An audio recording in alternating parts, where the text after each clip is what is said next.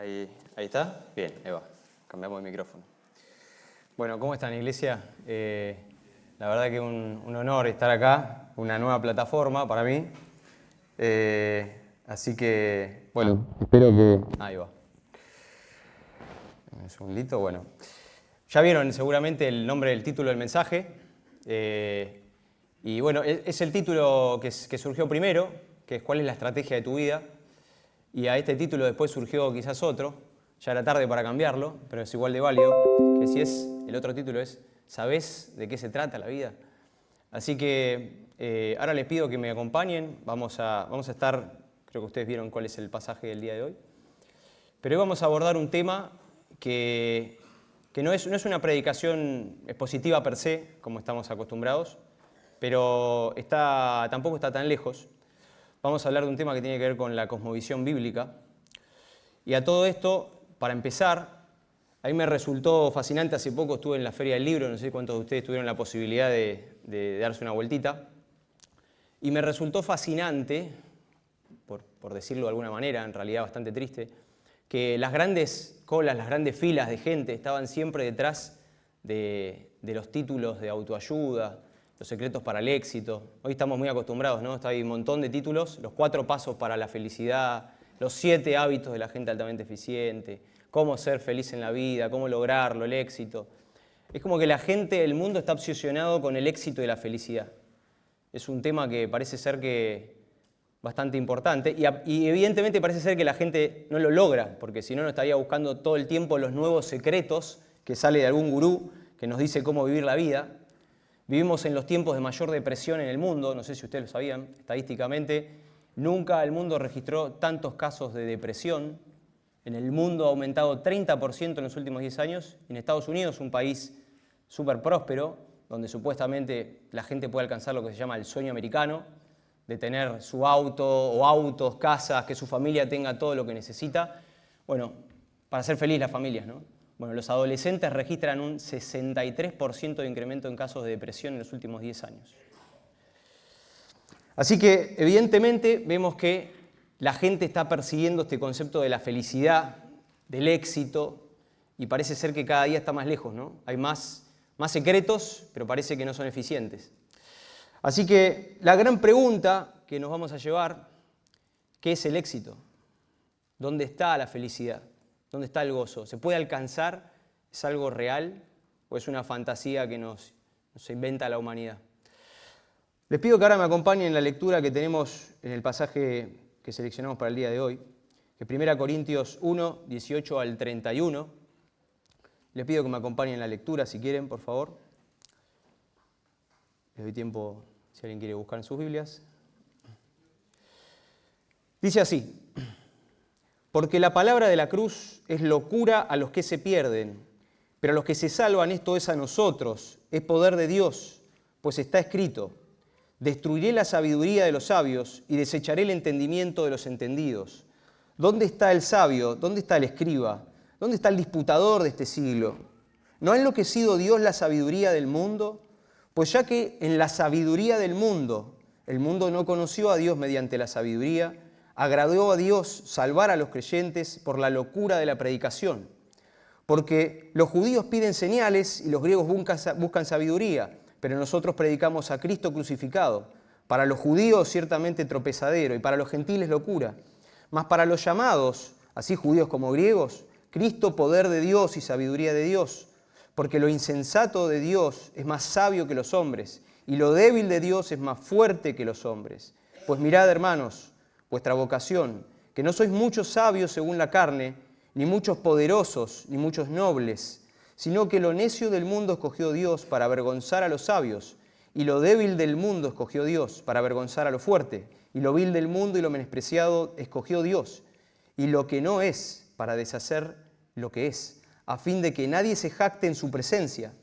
Mas por Él estáis vosotros en Cristo Jesús, el cual nos ha sido hecho por Dios sabiduría, justificación, santificación y redención, para que, como está escrito, el que se gloría, gloríese en el Señor. Bueno, les dije, vamos a hablar sobre lo que es cosmovisión bíblica. Cosmovisión es una palabra que puede ser un poco exótica, no la usamos habitualmente, o es medio raro que la usemos en una charla de café con algún amigo, pero básicamente la palabra lo que quiere decir que es la visión del cosmos, la visión del todo. En inglés se dice, la palabra es worldview, que literalmente quiere decir visión del mundo. Así que, ¿de qué se trata la cosmovisión bíblica? Es la cosmovisión o la visión de Dios sobre el mundo, cómo Dios lo ve. Así que la idea ahora es, a la luz de la palabra, que reflexionemos sobre cómo Dios ve el mundo y ponerlo en contraste a cómo nosotros vemos el mundo. Y vamos a encontrar algunas diferencias seguramente. Bueno, vamos a ver 3 puntos. Como les dije, el título es ¿cuál es la estrategia de tu vida? Y básicamente una estrategia, el punto principal es el diagnóstico. Tengo que saber de dónde parto para ver cómo sigo, ¿no? El primer punto es la locura del pecado, el desorden y el caos.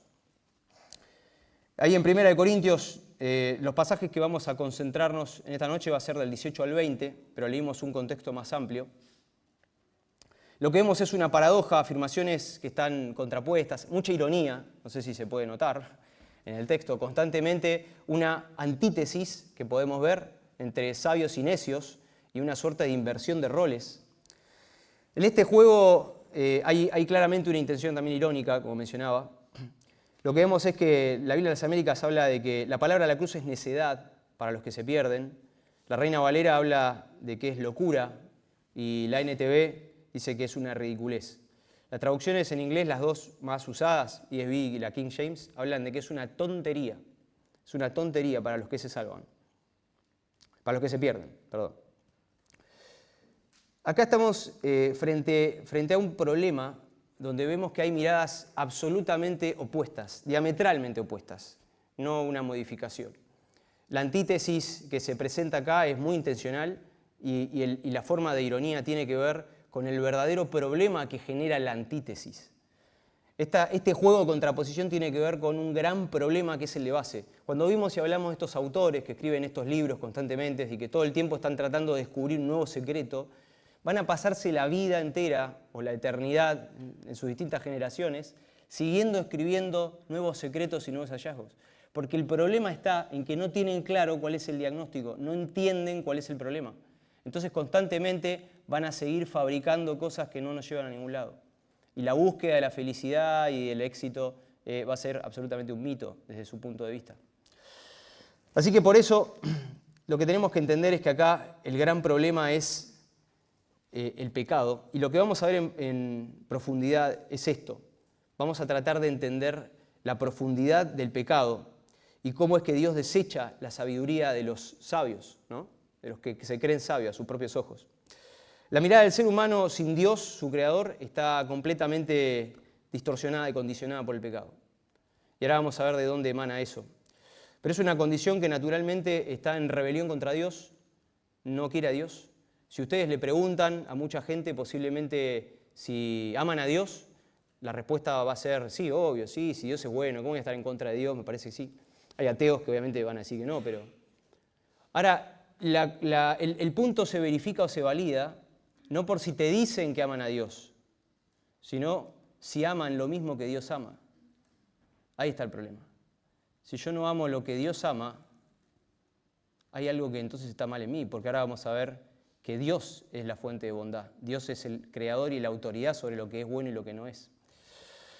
Miren lo que dice Romanos 1, 21, 22, donde habla sobre la conciencia que todos tenemos sobre la existencia de un Dios y la existencia de un bien y un mal.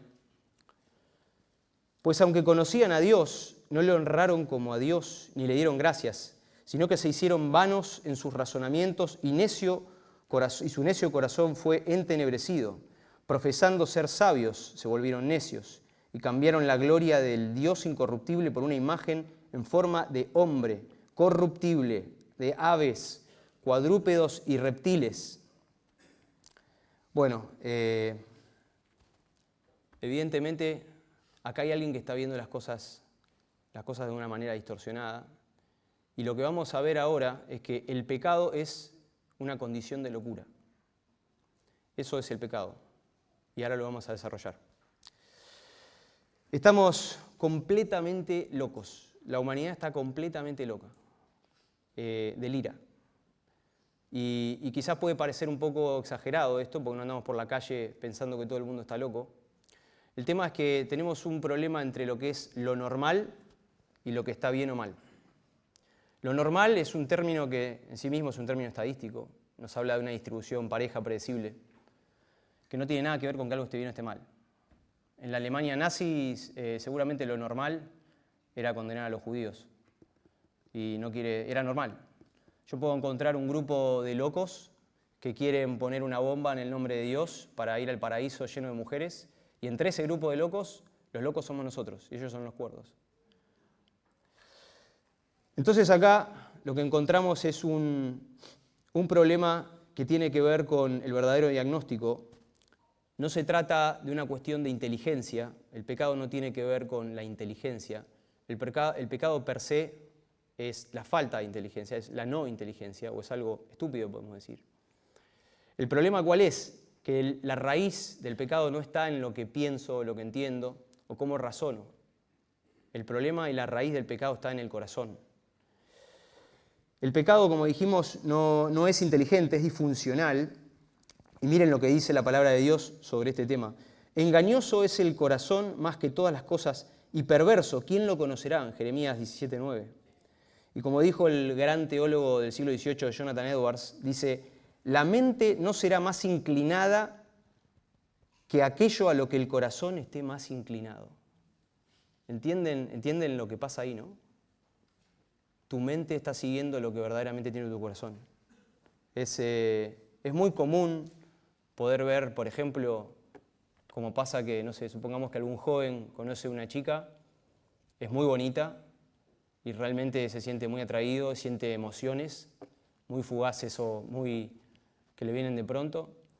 Y resulta que esta otra persona empieza a tener alguna actitud un poco extraña, comete algunas cosas que son medio raras. Pero ¿qué pasa? Su corazón empieza a recodificar y a reinterpretar la realidad para acomodarla como él tiene, según su voluntad, como quiere ver las cosas. Bueno, quizás esto no fue algo grave, yo lo vi mal, no hay que darle mucha importancia. Bueno, estas cosas cambian. Pero entienden, nuestro corazón tiene una inclinación y busca que veamos las cosas acorde a lo que está en él, lo que está instalado ahí adentro. No sé si sabían ustedes, pero la técnica más eficiente para manipular o condicionar la toma de decisiones es a través de las emociones. Y para eso funcionan, por ejemplo, los comerciales. Un comercial de televisión de 30 segundos toma entre 6 y 9 meses de planificación mínimo, a veces más de un año. Tiene múltiples equipos de afuera, agencias, productoras, equipos internos, revisión, pasa por todo, llega hasta el dueño de la empresa, lo ve todo el mundo, idas y vueltas, meses enteros, millones gastados en eso, todo por 30 segundos de mensaje. Cada palabra, cada gesto está intencionalmente dirigido. Y esto no me lo cuentan de afuera, yo me dedicaba a esto. ¿Por qué se seleccionan tanto las palabras, tanto los gestos? Porque tienen un impacto emocional. Y somos mucho más vulnerables en el corazón que en la mente. Miren lo que dice Proverbios 4:23. Sobre toda cosa, guarda tu corazón, porque de él mana la vida. El pecado es algo que realmente distorsiona nuestra forma de ver el mundo, porque lo queremos acomodar según como nos plazca. Queremos ver el mundo como nuestro corazón así lo quiere ver. Esa es la realidad. Y muchas veces no queremos soltarlo. Es increíble cómo, por ejemplo, lo van a ver en ideologías que están sumamente aferradas al corazón. Y son casos extremos, pero hay casos pequeños también. Y nos pasa a todos nosotros. Hay gente que puede sobrevolar la Tierra en la estratosfera, ver la curvatura de la Tierra y seguir creyendo que es plana. Y los argumentos van a ser lógicos. Bueno, a todo esto el Señor en su palabra dice que es la astucia de los hombres, ¿no? Y las artimañas engañosas del error. Este pecado nos inhabilita a tomar buenas decisiones, nos separa de la realidad, nos separa de la verdad. Es una locura, es realmente demencia, porque nos creemos lo que no somos y creemos del mundo lo que no es. Y cambiamos lo malo por bueno y lo bueno por malo. Miren lo que dice Isaías 5, 20, 21. Hay de los que llaman al mal bien y al bien mal, que tienen las tinieblas por luz y la luz por tinieblas, que tienen lo amargo por dulce y lo dulce por amargo. Ay de los sabios a sus propios ojos e inteligentes ante sí mismos. En total coincidencia con el pasaje que leíamos antes, ¿no? El tema es, ¿qué es la realidad entonces? ¿Qué es la realidad? Pregunta filosófica que te pueden hacer en la facultad y te van a decir que no existe la realidad. Espectacular. La realidad es lo que Dios dice. Dios es la realidad. Él creó la realidad. Todo lo demás es subjetivo. Todo lo demás son perspectivas. Pasajero. Hoy pensamos una cosa, mañana otra. Una propia persona, generaciones. Yo tengo una anécdota de algo fascinante que me pasó cuando estaba recién convertido. Todavía no había leído toda la Biblia. Y en una prédica escuché el pasaje donde Dios se revela a Moisés. Y me pareció fascinante. A mí me voló la cabeza en ese momento. Dije, esto es brillante. Esto es prueba de que un ser humano no puede escribir este libro. Dios se revela por su nombre diciendo que Él es, yo soy el que soy. Yo soy el que soy. No sé si se entiende las implicancias que tiene ese nombre. Está diciendo, yo soy lo que es. No hay nada más. Él es la verdad. Es lo único. Es la autoridad. Y en un mundo en ese tiempo lleno de dioses, yo soy el que soy. El único Dios. Ahora, me gustaría que hagamos un doble clic en el tema de esta locura y vamos a ir a lo que hay detrás de fondo en el problema del corazón. Cuando miramos el relato bíblico de la caída de la humanidad, como dice el doctor Sproul, los teólogos describen la principal motivación para el primer pecado del hombre como la persecución o búsqueda de la autonomía. ¿Qué quiere decir esto? La independencia de Dios.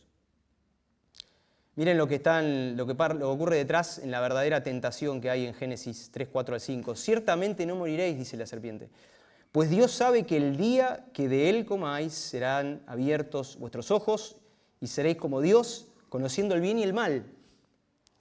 La motivación que está detrás de eso es ser autónomo, ser Dios, ser independiente de Dios. Y lo que vamos a ver es que la locura nuestra es tratar de que lo que es ahora ya no sea. Nosotros queremos tapar el sol con la mano. Eso es lo que hace el ser humano en su corazón. Eso es lo que habita en su pecado. Por supuesto podemos poner ejemplos como querer creer que el sol es una bola de mermelada. Hoy ya no estamos tan lejos de que sea un extremo, pero son extremos y es difícil de creerlo así. Nadie lo va a comprar o va a costar. Necesito construir un caminito. ¿Por qué? Porque el ser humano necesita una narrativa justificativa. Necesita gradualmente ir escalando en cómo justificar su verdadero objetivo que está en su corazón. Dijimos, tenemos una conciencia de Dios, tenemos una conciencia del bien y el mal. Necesitamos callarla, necesitamos apaciguarla. Y para eso ahí vienen las artimañas engañosas del error. Empezamos a tratar de ver cómo construimos eso. A lo largo del tiempo el ser humano fue cada vez confiando más en su razonamiento. En algún punto prácticamente estaba prohibido usar el razonamiento. Vino la Reforma Protestante y por la gracia de Dios hubo una explosión en el mundo del conocimiento, de las artes, de las ciencias, porque de pronto pudimos descubrir que podíamos glorificar a Dios en todo lo que hacemos. No hay que ser solamente parte de la nobleza o parte del clero para tener un lugar digno en el mundo. A partir de ahora podemos entonces descubrir a Dios, descubrir su creación, ver en su creación lo fantástico que es Él y apuntar a Dios. Eso fue lo que pasó. El problema es que con el tiempo el ser humano se fue haciendo altivo en su propio razonamiento, se fue envaneciendo y se fue creyendo de que ahora ya no necesitaba a Dios para explicar el mundo. Porque en algún punto había un montón de cosas en ese tiempo que no se sabían y se buscaba en la Biblia la respuesta o se argumentaba que Dios sabía.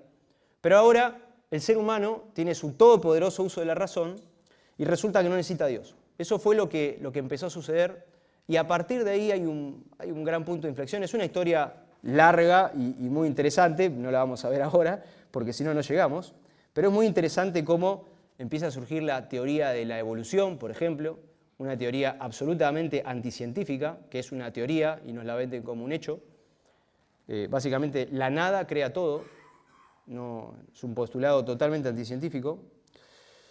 Y a partir de ahí empiezan a crecer un montón de otros razonamientos que se empiezan a nutrir, a alimentar. Aparece el concepto del materialismo, el humanismo que trata de disfrazarlo, trata de disfrazar el materialismo donde una piedra y vos y yo somos lo mismo. Lo trata de disfrazar con el altruismo del progreso, de la búsqueda del bienestar humano, pero en el fondo la raíz es toda la misma. Y hubo un autor, hubo varios, pero hubo un autor de esta corriente que por lo menos entendió de una manera más consistente las consecuencias de pensar eso. Nietzsche dijo, sin Dios todo es lo mismo y no hay sentido alguno. Si sos consistente en tu pensamiento, sin Dios, una roca y un ser humano es lo mismo. Así llegamos a lo que es el relativismo, que es el pináculo de la autonomía humana. Hoy vivimos en ese mundo, hoy es todo relativo. ¿Por qué? Porque el relativismo total es la suma de la autonomía de todos los individuos. Todos somos un yo Dios. Todos establecemos nuestra propia teología. Todos creamos nuestro propio cuento como nos gusta. Y encima todos tienen que respetarme. Y todos tienen que creer, más que respetar, tienen que avalar lo que yo creo. Es una locura. Todos establecemos una verdad que vale para uno en un mundo de casi 8.000 millones de habitantes.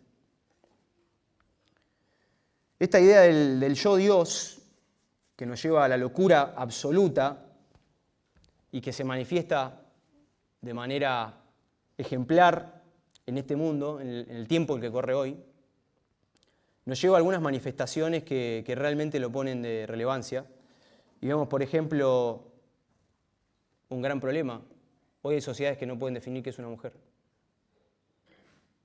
Estamos hablando de que miembros de la Corte Suprema de Estados Unidos, del Senado, en audiencias públicas, caen en las artimañas engañosas de los hombres y no pueden contestar qué es una mujer y tienen que legislar ese país.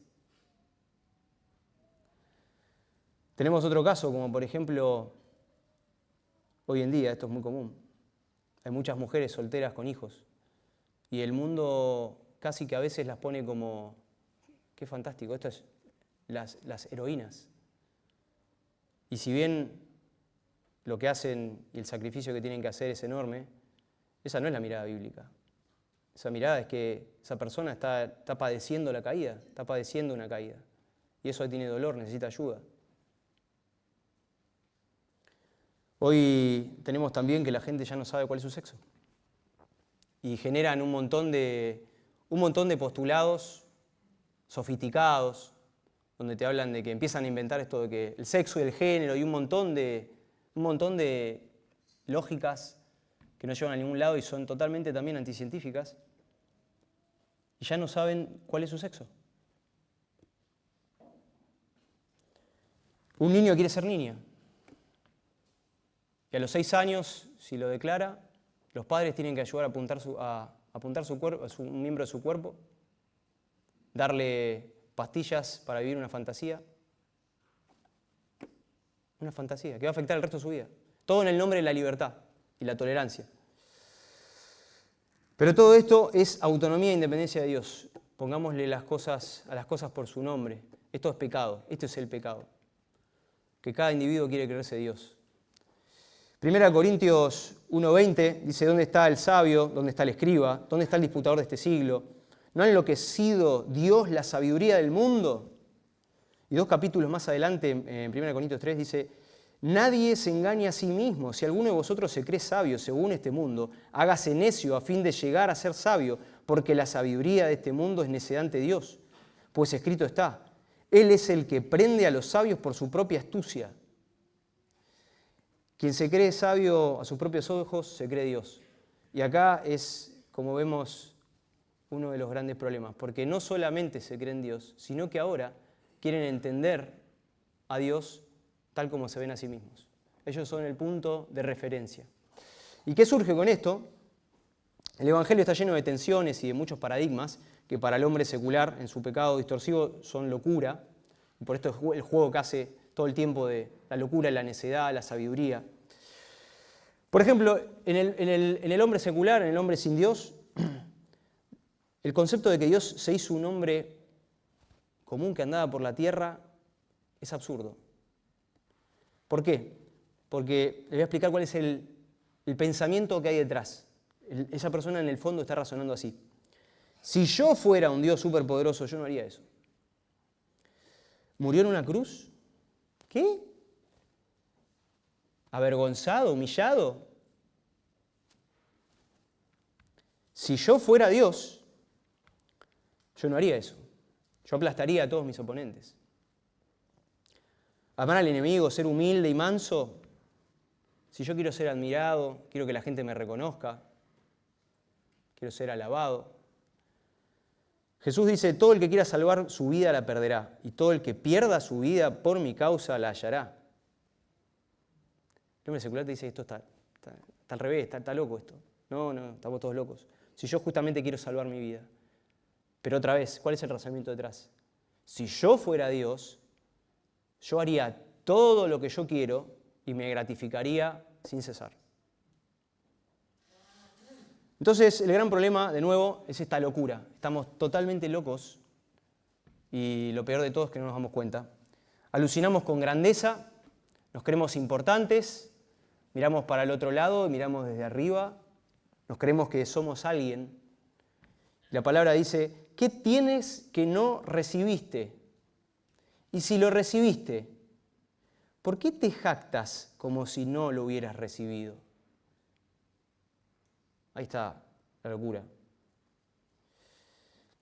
Ahora, esta locura, que fue el primer paso, tratar de entender el problema del pecado, tiene un segundo paso. Después del diagnóstico tenemos una prescripción. Y es el llamado a la cordura. El llamado a la cordura es volvernos a Dios. Ahora, pensando estratégicamente, para poder resolver bien los problemas y el diagnóstico que vimos, el pensamiento estratégico es un sistema que apunta a tomar el mejor camino y la secuencia de acciones posible para alcanzar un fin último. Eso es básicamente lo que es estrategia, más allá que después hay un montón de cositas complicadas para trabajar eso, pero el concepto del pensamiento estratégico es ese. Así que la gran pregunta que te tenés que hacer es si sabés cuál es el fin último de tu vida. Si no entendés cuál es el fin último de tu vida, todo lo que ordenes, todos los pasos, las decisiones que tengas que tomar van a estar orientadas hacia dónde. Tenemos algunas personas que han llegado a probar todo, a tratar de constantemente encontrarle el sentido a la vida, que raro que el sentido de la vida siempre iba cambiando. Y podemos, por ejemplo, ver el caso de Jim Carrey, un actor de Estados Unidos que vivió todo, lo tuvo todo y concluyó de la siguiente manera: creo que todo el mundo debería hacerse rico y famoso y hacer todo lo que alguna vez soñaba para que puedan ver que la respuesta no está ahí. O sea, si yo lo digo, quizás que no viví todo eso, bueno, quizás me lo perdí, pero hay mucha gente que pasó esto y llega a esta conclusión, o muchos otros se suicidan. No se entiende cómo es que si logran todo lo que está en los manuales del éxito.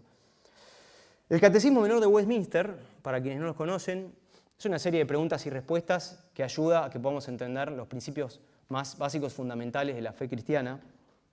Dice en el primer punto, entendieron muy bien la cuestión estratégica, y su primer punto de donde arranca es: ¿cuál es el fin principal de la existencia del hombre?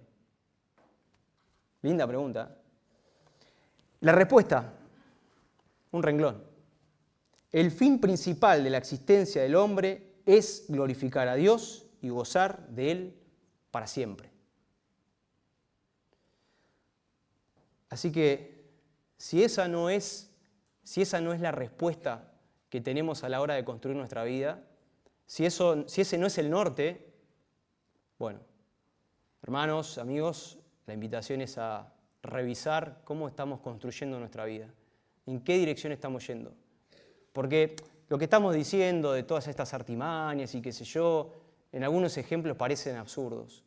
Pero todos nosotros que estamos acá, todos compramos cosas de ese mundo. Compramos cosas. Y ahora vamos a ver que no solo compramos, a veces también cedemos. Ahora, la clave está en volverse a Dios. Y volver a Dios todo empieza por el temor a Dios como el principio de la sabiduría. Si queremos sanar nuestra mente, si queremos sanar nuestro corazón, que es lo primero que tiene que pasar, tenemos que temer a Dios, tenemos que volvernos a Él. Y hasta acá, con un poquito de cordura podemos entender que tenemos malas noticias, con un poquito más de cordura podemos entender que hay muy malas noticias en todo lo que vimos. Porque vimos que estamos hablando de un pecado que está incrustado en el corazón y que condiciona nuestros pensamientos y nos sesga a la hora de decidir. Lo disfrazamos, pero eso es lo que pasa. Pero acá es donde entra el mensaje del Evangelio. Nadie puede cambiar su propio corazón que ya tiene una inclinación dada. El único que lo puede hacer es Dios. Y Dios lo hizo. O más bien dicho, Dios puso a disposición del ser humano la herramienta para hacerlo. Su Hijo Jesucristo vino al mundo y era el único que tenía, por así decirlo de alguna manera, la billetera lo suficientemente acaudalada como para poder pagar el pecado que nosotros tenemos. Es el único que, siendo completamente Dios y completamente hombre, cumplió todo, no tuvo pecado, su mente estaba sana, no se distorsionó, vivió una vida absolutamente justa como nadie puede vivir. Nosotros no podemos cumplir ninguno de esos mandamientos porque nuestro corazón nos inclina a hacer otra cosa. Si vemos los 10 mandamientos, nada más, así de básico, sin ir a mucho más detalle. Y Él fue el único que sí lo pudo cumplir. Y voluntariamente Él se ofreció como sacrificio para sustituir nuestro lugar, pagar en nuestro lugar, tomar el castigo que nosotros merecemos y Él tomarlo en la cruz, por voluntad propia. La oferta es muy simple. No tenés que hacer nada raro, no tenés que hacer un montón de cosas. Necesitas humillarte y darte cuenta, entender de que no sos Dios. Algo tan difícil como eso. Necesitamos entender de que no somos Dios, necesitamos entender de que necesitamos de Dios para ser sanados, porque alguien roto no se puede sanar a sí mismo. Él es el creador, Él es el que está sano, Él es el que define lo que es lo bueno y lo malo, y Él es el único que puede salvarnos, el único que puede cambiar ese corazón. La oferta es muy simple, nuestro pecado lo complica. Queremos hacer cosas para poder lograrlo, queremos ver cómo podemos merecer. No podemos merecer nada. No podemos merecer nada porque nuestro corazón ya estuvo inclinado alguna vez y pecamos y violamos las condiciones y los reglamentos, las reglas de juego del creador del mundo y del dueño del mundo. Y ahora tampoco lo vamos a poder hacer en el futuro. Si te crees que podés cambiar solo, no sé, depende de la conciencia de cada uno cómo puede ver su pecado, pero te aseguro que por lo menos en el transcurso de un día, una semana, te vas a dar cuenta de que es imposible. Ahora, este arrepentimiento para reconocer nuestro problema y nuestra maldad, una vez que si nosotros logramos y tenemos esa humildad de reconocer nuestro pecado, reconocer que el problema somos nosotros, de que no es Dios el problema, es que estamos tan equivocados que creemos que Dios es el problema, no podemos amar lo que Dios ama. Una vez que nosotros aceptamos a Cristo y lo hacemos Rey, Él transforma ese corazón. Ahí empieza el cambio. Empieza transformando nuestro corazón y nuestra mente comienza a poder entender las cosas de Dios. En Cristo comenzamos un camino de santificación progresiva. Nuestro corazón cambia, nuestra mente comienza a sanar y a ver con claridad. Y voy a citar a un gran apologeta, el doctor Greg Bunsen, que dice así, me gustó mucho esto.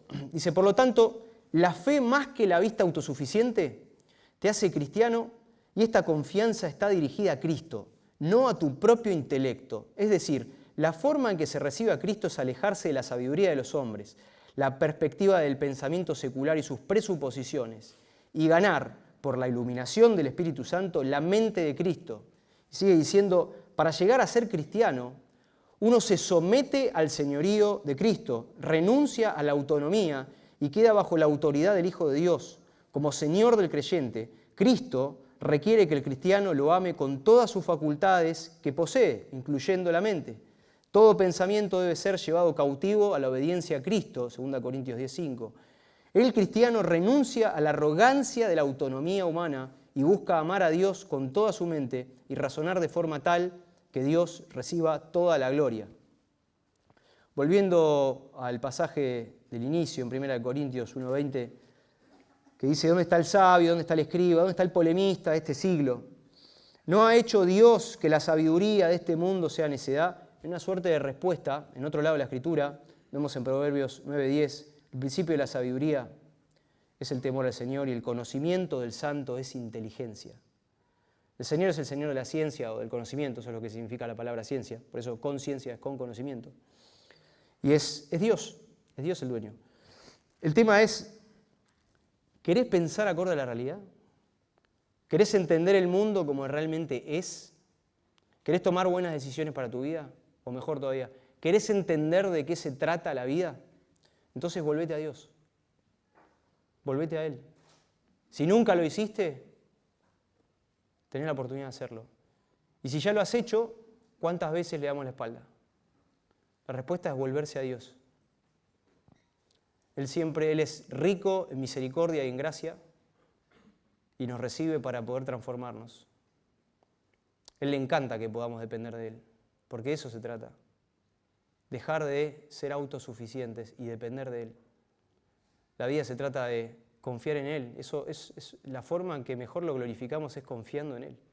Porque estamos reconociendo que Él es Dios y nosotros sus criaturas, sus hijos, si estamos en Cristo.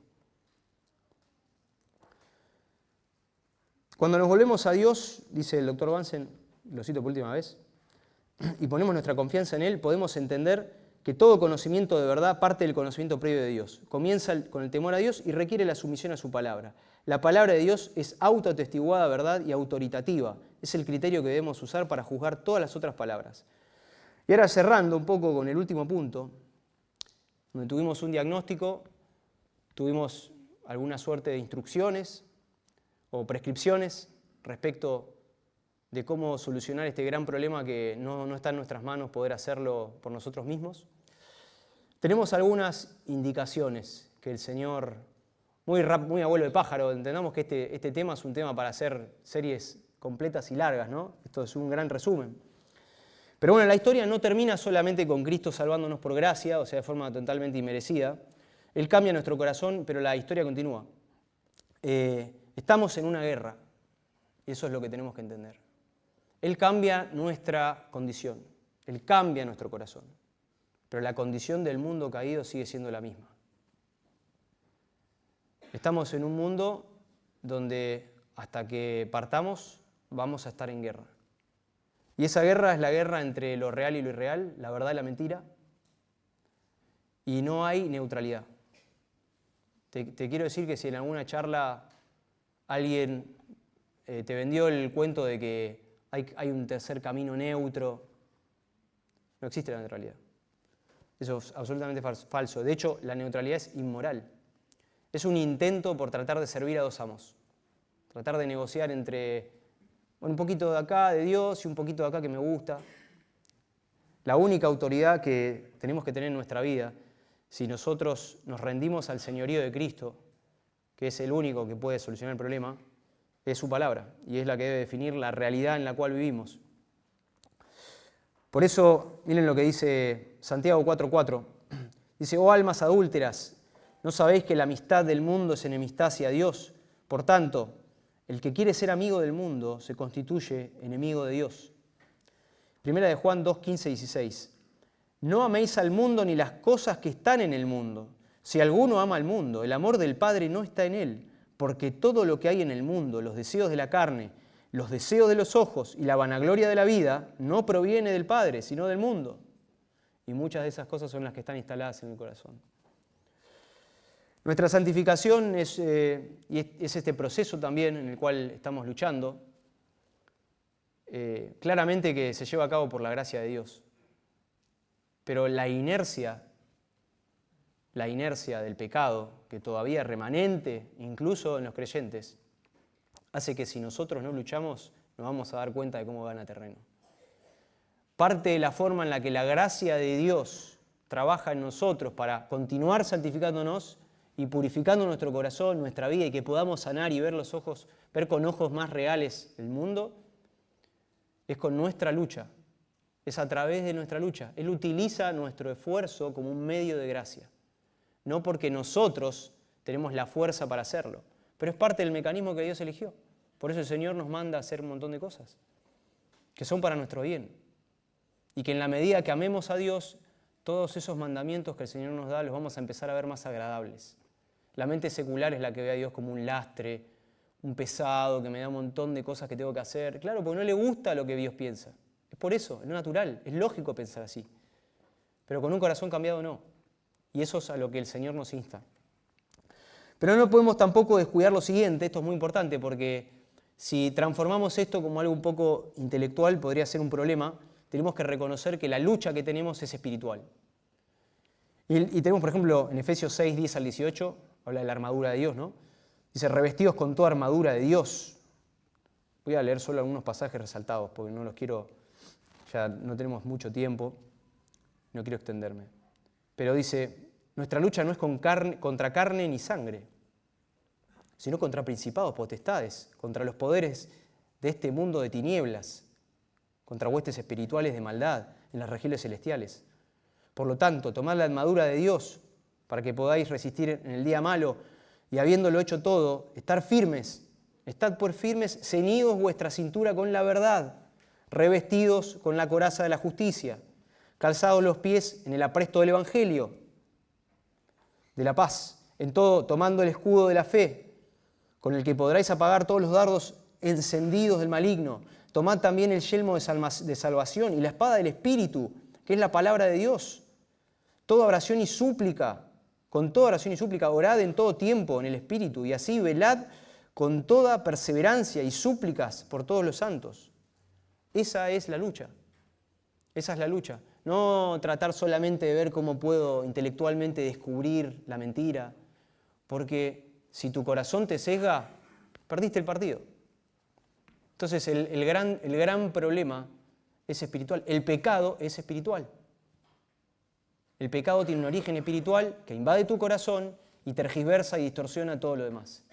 Y eso es lo que hace que podamos decir que estamos locos. Sin Dios estamos locos. Por último, algo interesante que lo mencioné un poquito más arriba, cuestiones que nosotros tomamos y cosas que dejamos. Y por eso también estamos llamados a velad.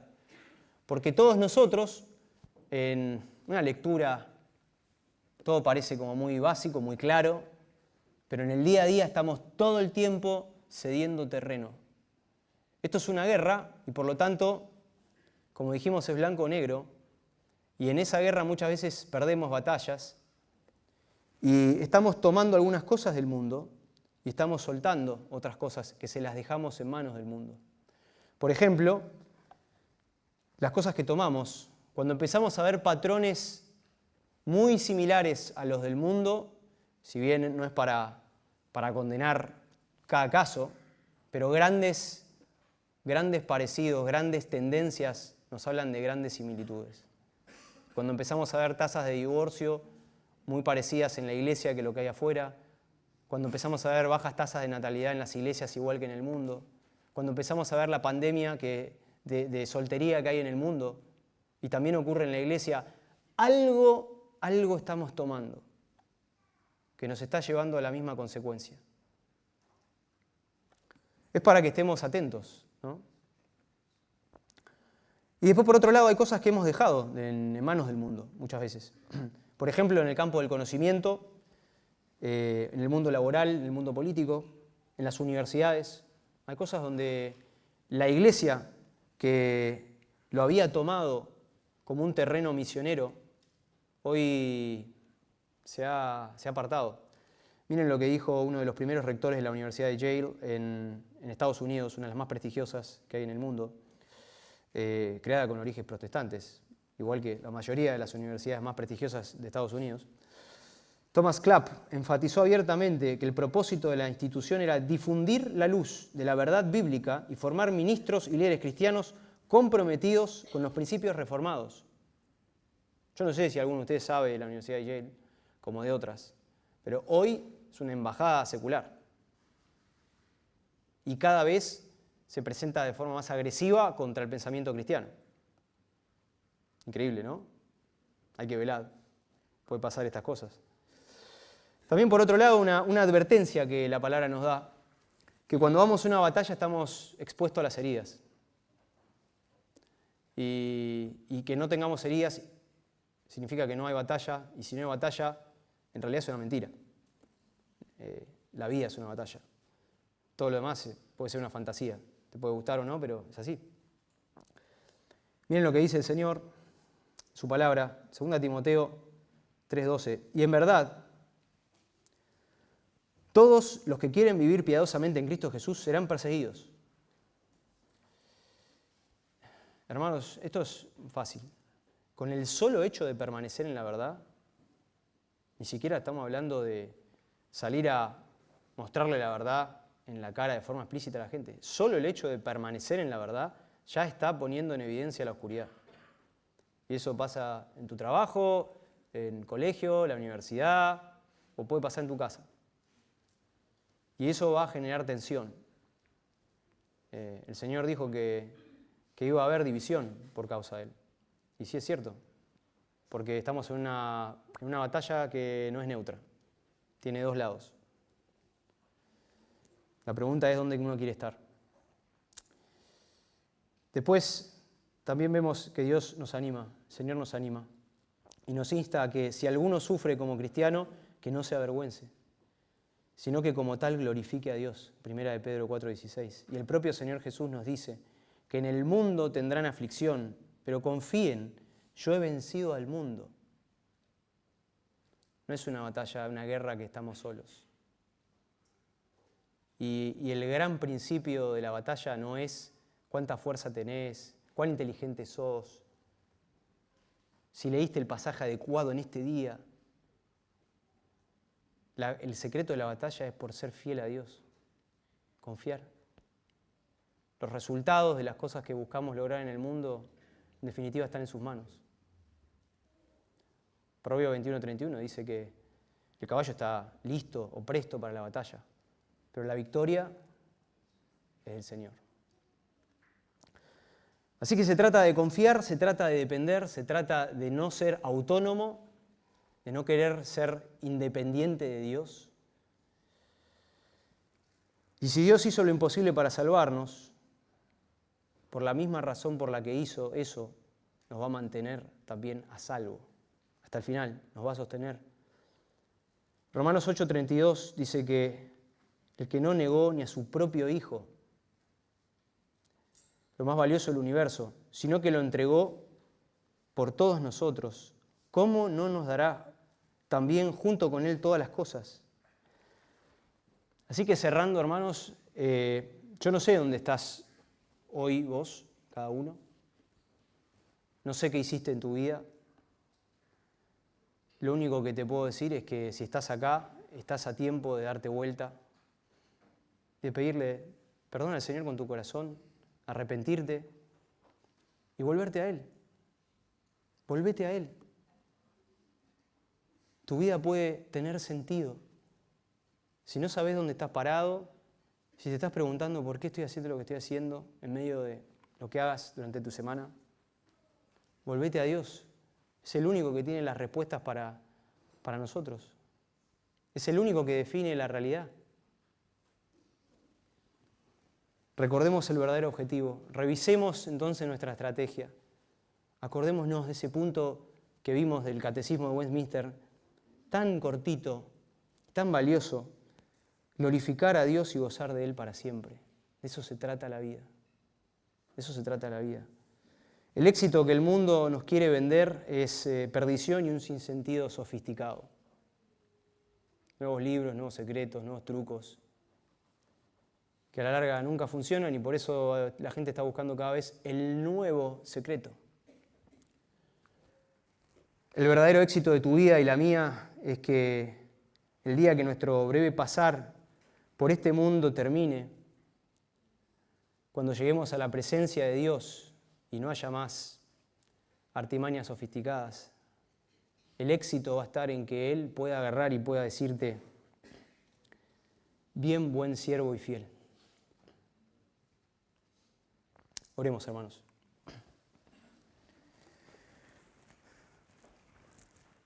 Padre,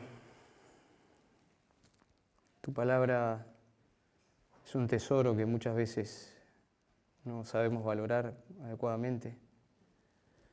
Pero te damos gracias, Señor, porque en tu misericordia y en tu gracia, rindiéndonos, Señor, dejando nuestras armas, nuestra rebeldía, vos tomás cuidado de nosotros, Señor. Llenás, Señor, infundís de aliento nuestro corazón, nos das un propósito, ordenás nuestra vida, sanás nuestra mente, porque sanás nuestro corazón, Señor. Queremos pedirte, Señor, para que estas palabras, Señor, que caben hondo, Señor, donde a pesar de este siervo limitado tuyo, Señor, que estas palabras sean guiadas por tu Espíritu Santo en nuestros corazones y en nuestras mentes, para transformarnos, Señor, en nuestro día a día, que esto no sea una prédica más, un tema más, una perspectiva nueva. Señor, que esto sea la guía y el norte con el cual nosotros tomemos las decisiones que tenemos que tomar en nuestra vida. Decisiones pequeñas, decisiones grandes.